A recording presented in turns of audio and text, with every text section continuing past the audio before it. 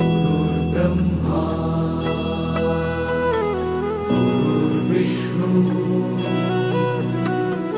गुरुर्देवो महेश्वरा गुरु साक्षात् परब्रह्म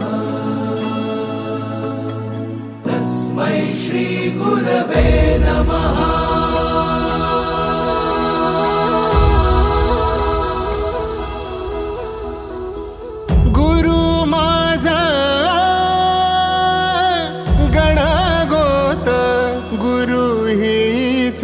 माऊली